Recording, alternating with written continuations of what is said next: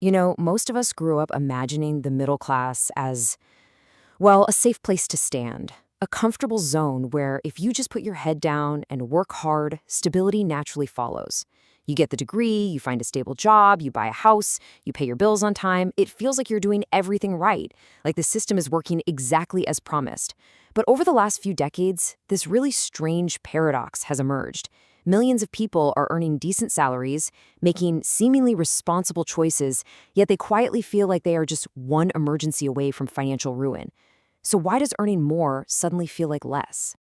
In this explainer, we're diving straight into what we call the middle class paradox. We'll unpack the hidden mechanics, both systemic and psychological, that cause this persistent low-level financial anxiety.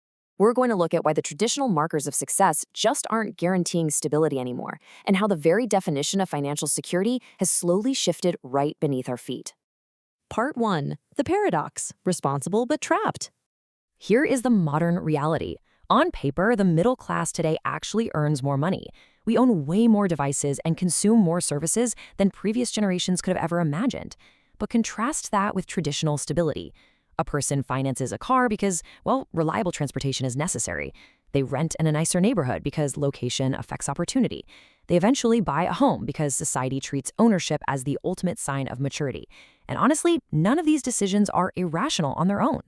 But when you combine them inside a modern economic system, they weave together to create this underlying invisible vulnerability. Part 2. The affordability trap. A century of change. Look, this feeling of fragility isn't actually a new phenomenon. It's a structural cycle. Go back to the 1920s, and you see the installment buying boom dramatically increasing access to radios, appliances, and cars. That widespread dependency on borrowed purchasing power fueled massive growth, sure, but it also silently increased fragility beneath the surface. Fast forward to the 2000s, and we see the exact same pattern repeat through housing bubbles and massive credit expansion. And today, we live in a ubiquitous subscription culture.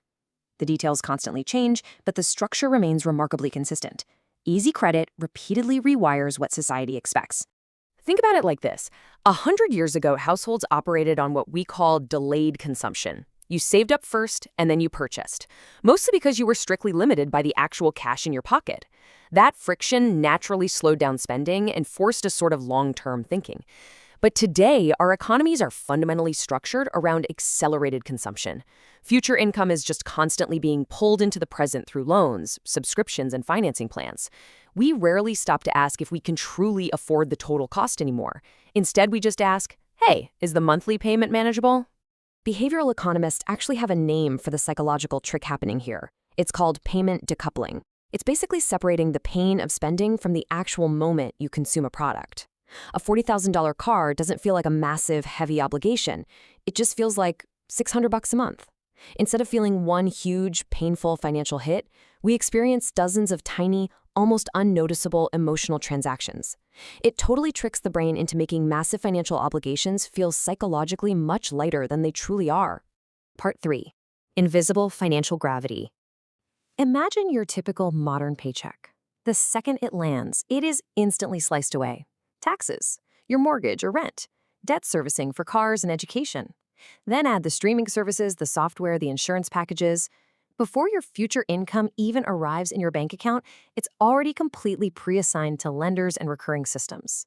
It acts like this invisible gravity that pulls your income outward in every possible direction, leaving almost nothing in that tiny leftover slice for true long-term security. The household still functions, right? But it's fundamentally dependent. Now, you might be thinking, well, if I just earn more, I'll escape that gravity. But here's exactly where lifestyle inflation sneaks in and neutralizes your progress. People naturally believe higher earnings automatically solve instability. But when someone's salary doubles, they rarely feel twice as secure. Suddenly, a nicer apartment becomes necessary. A newer car feels totally justified. Dining out more becomes the new normal. The baseline definition of what feels comfortable quietly moves higher and higher, rising in perfect lockstep with your income. And the reason we let our lifestyles inflate like this is deeply tied to our evolution. Identity plays a massive role here. If literally everyone around you is financing expensive vehicles, upgrading their phones yearly, and spending heavily on lifestyle convenience, showing financial restraint starts to feel weird. It feels psychologically abnormal, even if it is totally financially rational to save. The human brain interprets social conformity as safety. Inside a modern consumer economy, this creates an endless, exhausting pressure just to maintain appearances. Part 4. The mathematics of fragility. Because let's be honest, the system is explicitly designed to reward your constant participation. Consumption drives corporate profits, so industries work overtime to remove any friction between your desire and the purchase. Think about the messaging. Discounts reward you for spending right now. Credit scores reward you for borrowing continuously. Even advertising literally rewards you for being dissatisfied with what you already own. The economy increasingly depends on households spending their future income before it even arrives, slowly turning us from owners into permanent payers. Let's look at two totally distinct paths when someone receives a raise.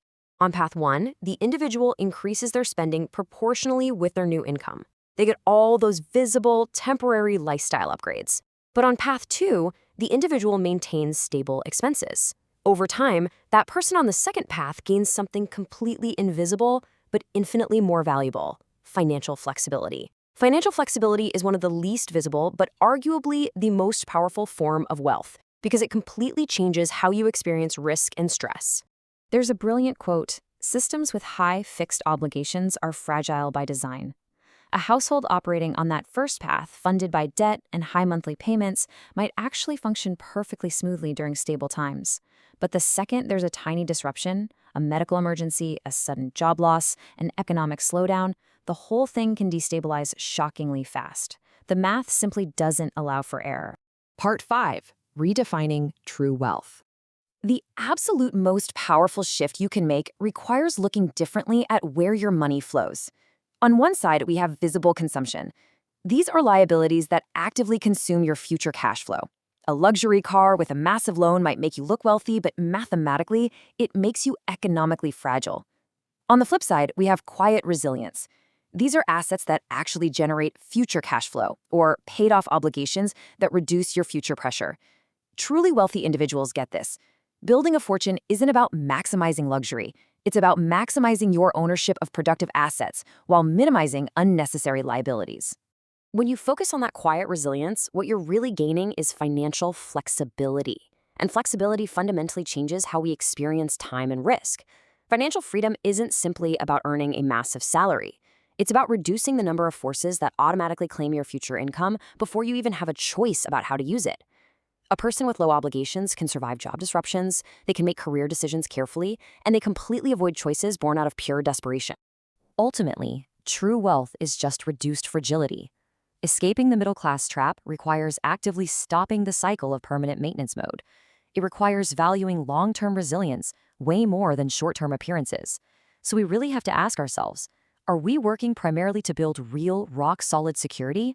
Or are we just working to sustain systems of ongoing financial obligation that constantly push the finish line further away? It's a question worth deeply considering.